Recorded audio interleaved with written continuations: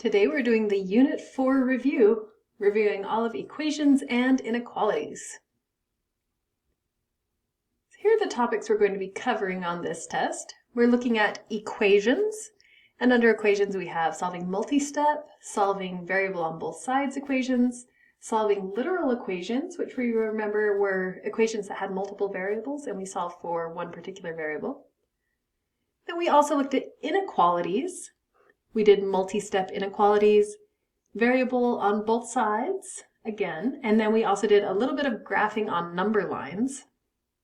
And finally, we also looked at some story problems. So these are the things that are going to be covered on the the Unit 4 test. So let's look at some example problems. First one here, solve this equation. Do you know how to solve this?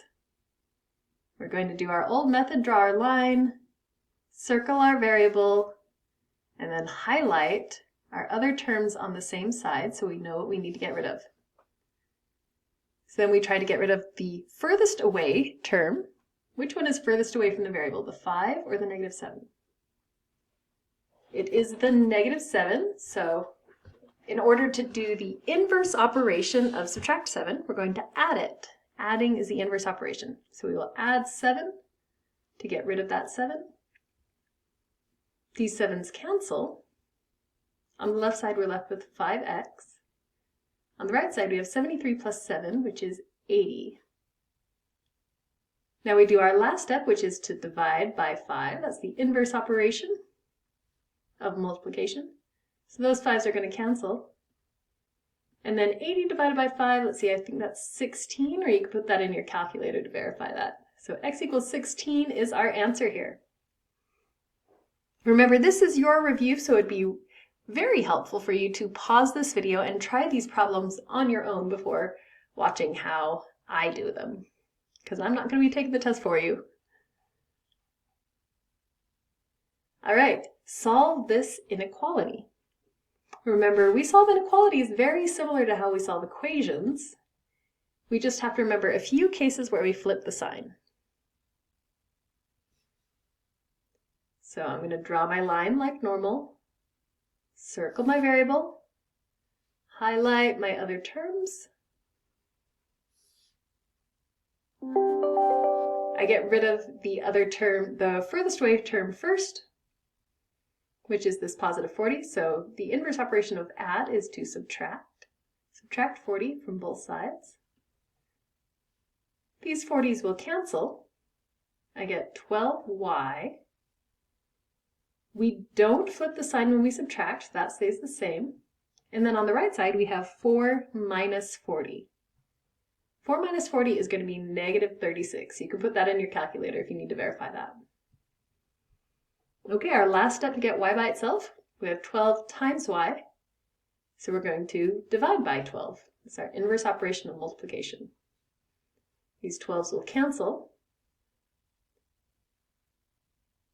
Once again, we divided by a positive number, so we don't need to flip the sign. And -36 divided by 12 is -3. It's a negative divided by a positive is a negative, and 36 divided by 12 is 3. So our answer is y is greater than or equal to -3.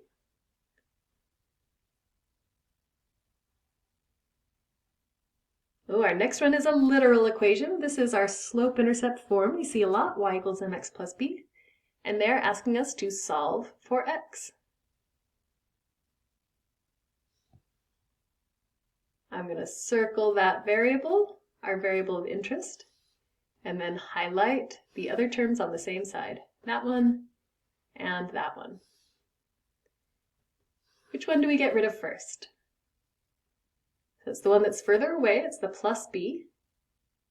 Since we're adding, my inverse operation will be to subtract. I'm going to subtract b from both sides. These b's will cancel. On the left side, we just have y minus b. We can't simplify that. And on the right side, we're left with mx. So what's the last step to get x by itself? Well, we're multiplying m times x, so the inverse operation is going to be divide. divide by m. Divide both sides by m. Those will cancel. And we are left with y minus b over m on the left and x on the right. Notice we can't simplify this. We don't get nice even numbers out of literal equations. And that's because they're all variables, right? There's nothing we can really do to simplify them. But that's normal. All we really do is rearrange a literal equation in order to solve it for a particular variable. All right, we have a story problem now. Kylie spent $53 at the electronics store. She bought a video game for $35 and 3 sets of earbuds. How much did each pair of earbuds cost? Now, there are a couple of different ways to do this. I know we've been looking strictly at equations, but there are a lot of responses in class, a lot of students who have an intuition to do this, and this actually totally works, so it's worth showing. So many kids have tried this. They say, well, we start with $53, spent $53. We know that 35 of that was a video game. So we'd have 18 left, 18 that we know is spent on earbuds. And there were 3 earbuds, so we're going to divide that 18 by 3. And we get 6. So that's how much each pair of earbuds cost. It was $6 each. And that's sort of the procedural method. That's not the equation method, but it works exactly the same. So if that made sense to your brain, you can go ahead and do it that way. There's no reason you can't. You solve it whatever way makes sense to you. Here's the equation way. It's just very slightly different. We say she spent $53 at the store, and that equals all of this stuff put together. So 53 equals some stuff put together. There was a video game for $35, and then 3 sets of earbuds, but we don't know how much they cost. So there were 3 sets of earbuds, maybe a B for buds. Actually, that looks kind of like a 6, so maybe let's not use B, let's use E. E for earbuds. So 53 equals 35 plus 3E. Now to solve this, we're going to draw our line, circle our variable, highlight our other terms.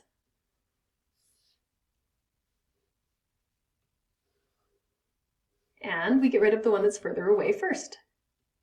So minus 35 from both sides. Those cancel. We are left with 3E on the right, and 53 minus 35 is 18. You can put that in your calculator if you need to. Our last step to get E by itself is we will divide both sides by 3, because we're multiplying by 3, so the inverse operation is to divide. And 18 divided by 3 is 6. We're left with just E on the right side. Same answer we got before, only we did it as an equation this time. And notice, in fact, we did the exact same steps, right? We did minus 35 and then divide by 3. It worked out exactly the same. And that's pretty much essential to this procedural method. That's exactly what equations are. They are a way to just show us what methods we need to do in which order.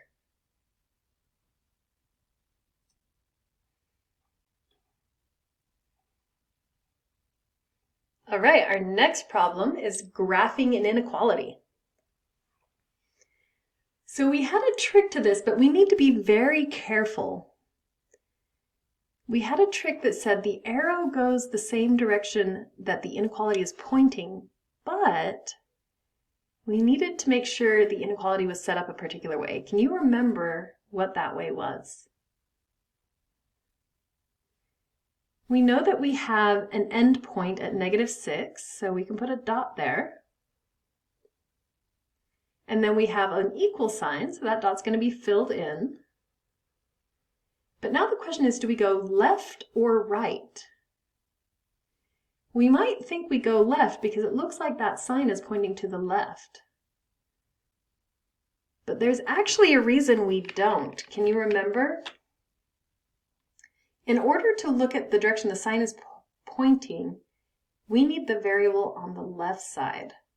So it says x relates to -6. So we'd read it in that order. We actually need to switch sides here to make sure it graphs normally in our brain.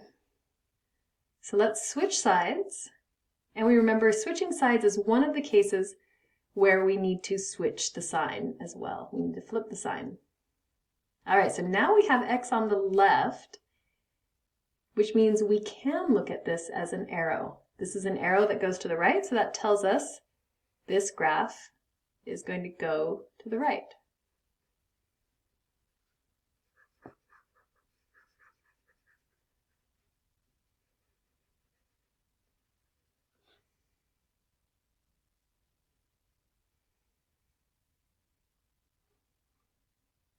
All right, we have a little intermission. All right, just a cute little video to give us a break in our math review. How do you tickle a fish?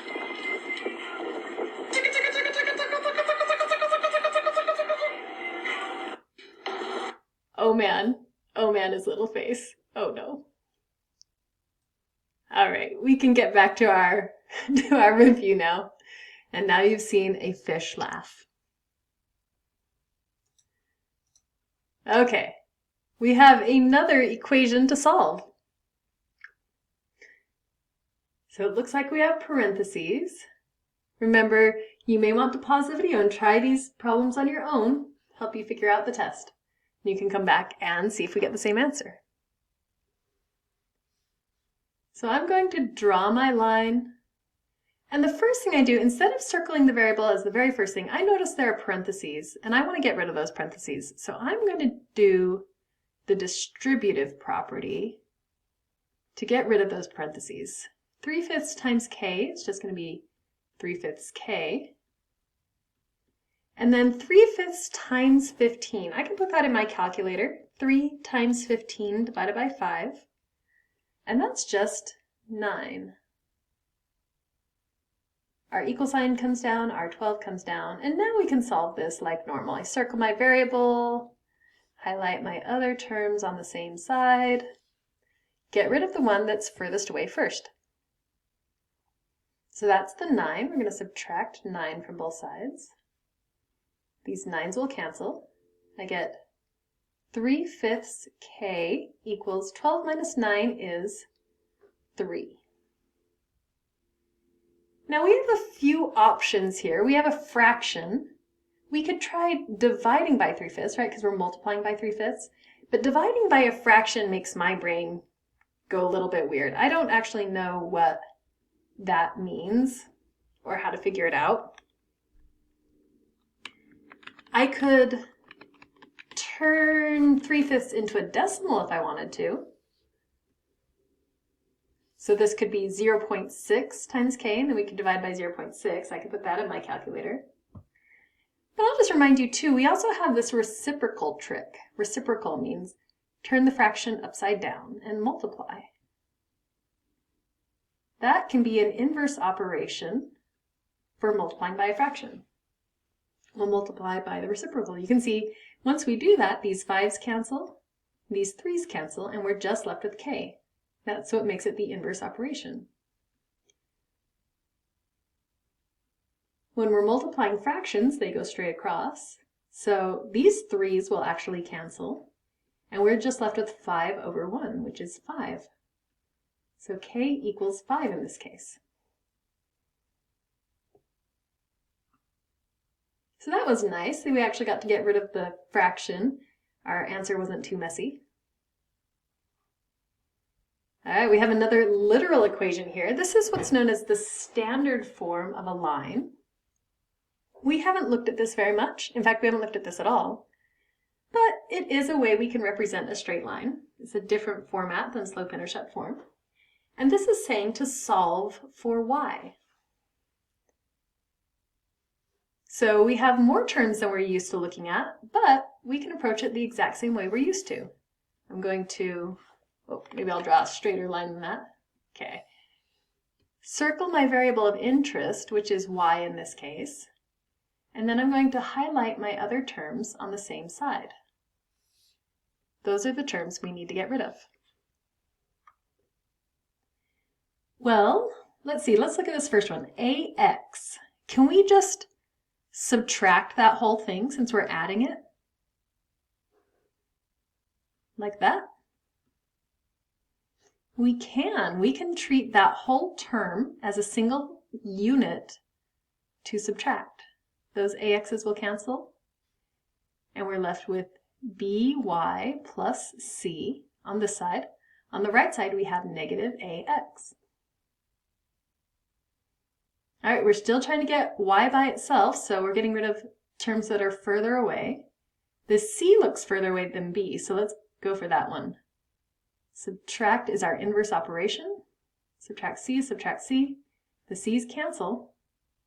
We get BY equals negative AX minus C. Now remember, when we're doing literal equations, they typically don't simplify. We don't have a lot of numbers in them a lot of the time, so we're just rearranging the variables. We have one more step to get Y by itself. We have B times Y. So we're going to do the inverse operation, which is divide. Divide both sides by B. The B's will cancel. And here at the end, we get Y equals negative AX minus C over B.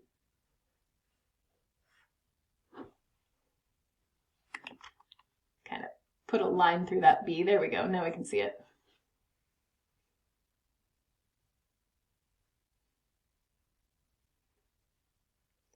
Okay, we've got another graphing problem for an inequality, but first we need to solve this one. Solve and then graph the solution. So let's see, we have our variable m. Highlight the other terms on the same side. We've got to divide by 2, so that's what we need to get rid of.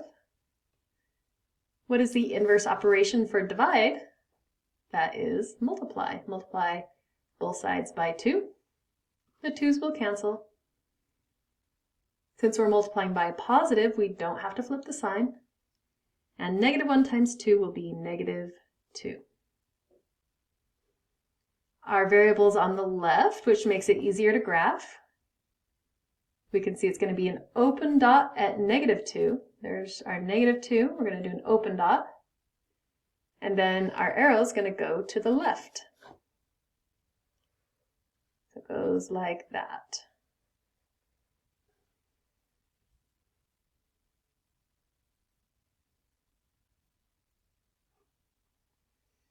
Okay, now we have a story problem again. You have budgeted $700 for a rental car during your vacation. For how many days can you rent a car if the rental agency charges $78 per day plus a one-time insurance fee of $46? Round to the nearest whole day. Okay, let's see. Well, once again, we could look at this procedurally. We've budgeted $700. That's the maximum we want to spend on a car. We have this one-time insurance fee we'd have to take out. So 700 minus 46 is 654, I believe. Let me check that in my calculator. 700 minus 46 is 654. Yep, that's correct. And then the rental agency charges $78 per day. So we're going to divide 654 by 78 to get, I get 8.3846, and it says to round to the nearest whole day. So that's just 8 days is our maximum. So that was our procedural way. We can also do this as an inequality because 700 is the maximum we want to spend. On this other side, we're going to list what we are spending. We're going to add some stuff together and it'll be what we do spend. And we know that 700 has to be the maximum. 700 has to be the biggest is another way to put that. So if it is the biggest, that means our alligator eats it as the biggest. It is the biggest. And we could spend up to 700, so we're going to include that little equal line. Okay, so we have a fee of $46, And then $78 per day, $78 per day would be 78 times the number of days, which we don't know. That's what we're trying to answer, the number of days. So I just put a variable in there for D. Now we can solve this like normal. We're just going to subtract the term that's furthest away from the variable. 700 minus 46 is 654. We don't flip the sign for subtraction. And then we have 78D on this side. This is multiplication, so our inverse operation is to divide. Divide both sides. And 654 divided by 78 is again about 8.384. We're going to round that down to 8 full days. We don't flip the sign when we're dividing by a positive number, so 8 is greater than or equal to D. Now, once again, when we're doing story problems, when we're doing graphing, sometimes it can be very confusing to have our variable on the right side. So it might just make sense to us all the time to just switch sides here. If we switch sides, we know we need to flip the sign. But then we can just read this. D is less than or equal to 8. So the number of days we can rent a car is less than or equal to 8. We can rent it up to 8 days. We don't have to rent it all 8 days. We could do 5 days. We could do 2 days and just, walk around the rest of the days. But the most days we could rent it is 8.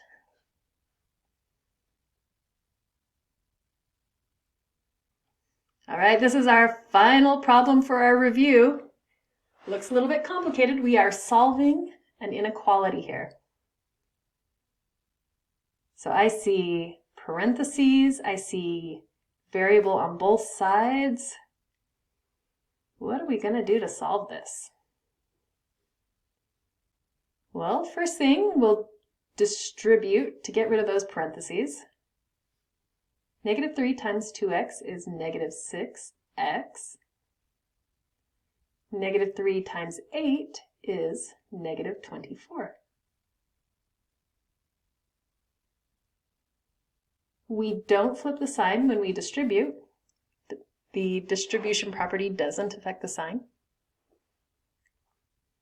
And everything else just comes down. We didn't do anything else to the other side.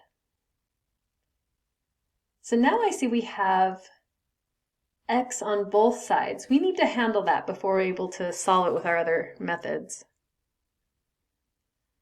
So how do we get x on the same side? Well, we're going to have to cancel out one whole term. So maybe let's move this one over here. Let's cancel out this one on the right. So since we're subtracting, I'm going to add it now. That's the inverse operation. I'm going to add 2x to both sides. This 2x will cancel with that one. Negative 6x plus 2x is going to be negative 4x. The rest just comes down. We have 24. We don't flip the sign when we add, and we have 72. Now we're getting x by itself, so we get rid of the furthest away term. We're going to add 24 to both sides. We get negative 4x is less than 72. Our last step here, we need to divide by negative 4. But what do we need to remember when we divide by a negative? If you remember that we need to flip the sign, you're correct. So instead of pointing this way, now the sign is going to point that way.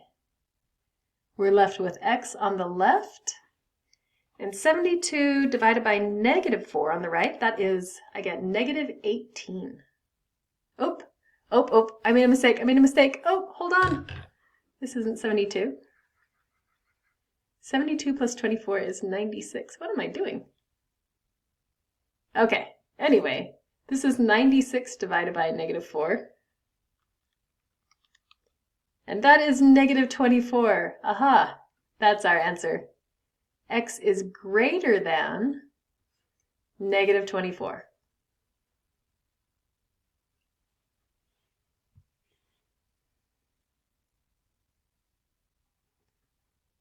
So that wraps up everything we need to do to review for the test tomorrow. You're going to do great. Hope you are feeling prepared, and let me know if you have anything you want to go over. You can email me, you can text me. You're going to do awesome.